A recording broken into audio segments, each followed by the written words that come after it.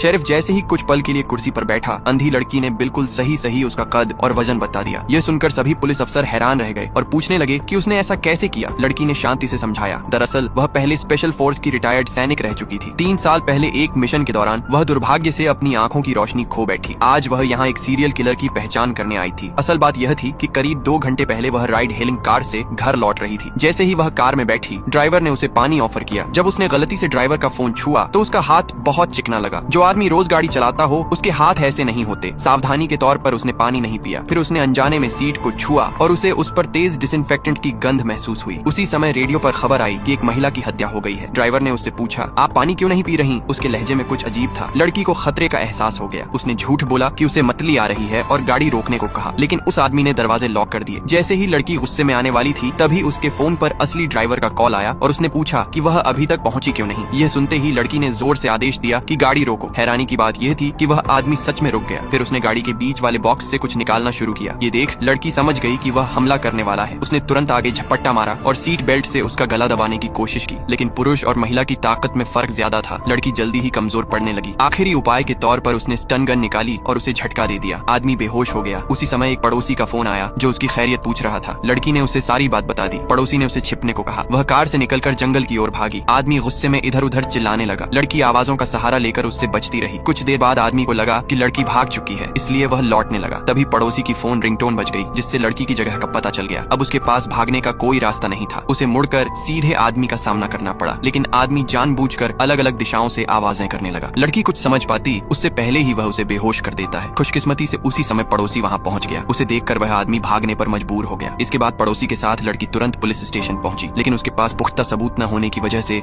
Police ने उसे पहले घर जाने को कहा। लड़की पड़ोसी का काम खराब नहीं करना चाहती थी, इसलिए वह अकेली ही रात में घर लौटने लगी। लेकिन जैसे ही वह अपने घर के दरवाजे के पास पहुंची, उसे फिर से डिसइंफेक्टेंट की वही गंध आई। उसी पल उसे एहसास हो गया कि कुछ बहुत गलत है। वह तेजी से घर की ओर बढ़ी, लेकिन ठोकर खाकर जमीन पर गिर गई। तभी उसके पीछे से उस आदमी की आवाज सुनाई दी,